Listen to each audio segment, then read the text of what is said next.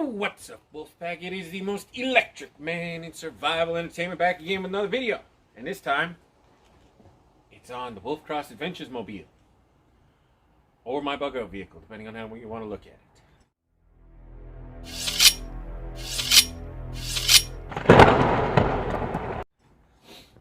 it. It is a 2014 Jeep Patriot All-Season North Edition, which means it has the Freedom Drive 2, heated seats, North badge, trail rated badge, 2.4 liter 4-cylinder engine, CVT transmission, 4-wheel drive lock, front and rear tow hooks, tows up to 2,000 pounds, sucks on gas mileage. They cut out 10 gallons of fuel, something like that.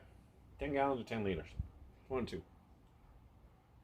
Coming in at just shy of 200 horse, just shy of 190 foot-pounds of torque, catches rocks like nobody's business, and works pretty well off-road.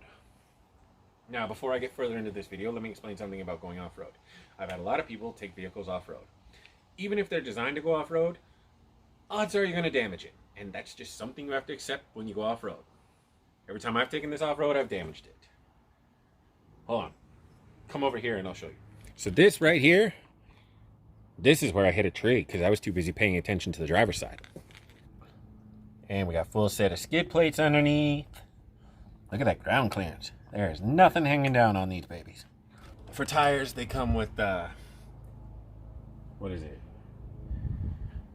215, 65R17, all-terrain tires, but they're basically road tires. So last time I changed out the tires, I threw on a set of 235 65R17 Yokohama Geolander ATs. Much better off-road. A little bit bigger. The only difference is I get a little bit of rub if the wheels are turned all the way. So I just don't turn the wheels all the way. Problem solved. Here we have my roof rack with added roof lights, which are legal in Alberta as long as they're not turned on. Just give you a little extra storage space. Now this is a 2014, so it isn't exactly feature rich, but for 2014 it wasn't bad. We had controls on the steering wheel, front and back, cruise control, information. Now the CVT transmission has drive and a low off-road mode, which is part of the reason it doesn't get the greatest gas mileage. 6 CD seat dash changer, Bluetooth hookup, satellite radio, all that fancy stuff. All around power windows, power mirrors, manual seat. Heated seats, which is great when you live up north. And all in all, it's quite spacious inside. My only regret is not getting the sunroof. Doesn't that logo look sharp? Now, I did name her Serenity after the ship from Firefly.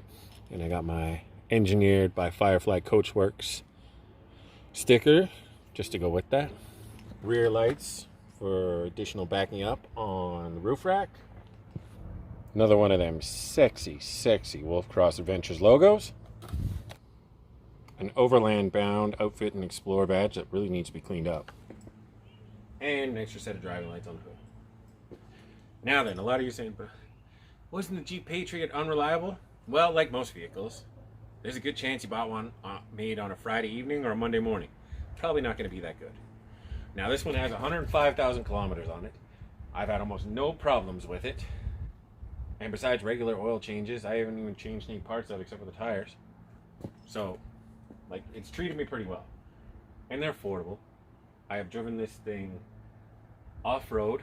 You can check out a video called Sunday Wheeling that I'll link below. I've driven it through more blizzards than I can count. And it has never let me down. Now, obviously, there are better options out there.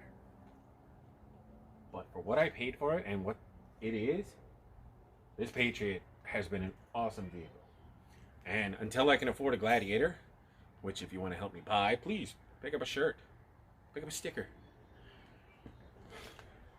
Donations welcome.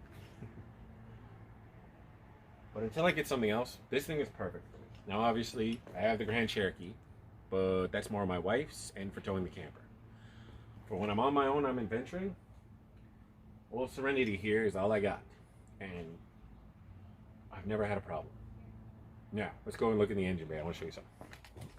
Alright, so a couple things to note. If you own a 2.4 liter dual VVT Jeep Patriot. First of all, this ground strap right here corrodes constantly just because of the amount of water that gets in the engine bay. Your battery is here. Your air intake is all the way up here, which is great if you want to drive through water. Fuses, your ECM, your oil dipstick. The hood's not assisted. And for the most part, it's pretty easy to work on because there's still a lot of room left in the engine bay, especially if you go back to where the exhaust comes in. I mean, as far as newer vehicles go, it's actually pretty easy to work on. Let's finish this video up with a story. The year was 2017. Wildfires raged all around Fort McMurray, and suddenly they were in Fort McMurray. At the time, I had been driving to take my sister to work, when all of a sudden, it was time to go. Like literally, time to get the fuck out. The shit had hit the fan. So I had to take the Patriot. I managed to get it up back to close to where I lived, but then I was stuck in traffic. So I did what any good Jeep owner would do. I drove down through the Meridian, up onto the oncoming lane, down through that Meridian, which I guess is a ditch, up onto a walking trail. I followed the walking trail into my neighborhood, where I promptly got caught in a fire tornado, which I'm amazed didn't smash the window from all the rocks and shit flying around. Then I had to drive in and around the neighborhood, out onto a street, onto a sidewalk, into a green belt, and then through a back entrance into my neighborhood. And this vehicle was all I had for 4 people, 4 pets, and enough possessions. And it worked. And I guess what I'm saying is, you don't need as much as you think you do. Would I recommend Jeep Patriot? Yes. Try to get a Freedom Drive 2 trail rated version. But either way, they are reliable in the wintertime, and they're cheap to fix. So until next time, this is Wolf Cross saying, live forever, Wolf.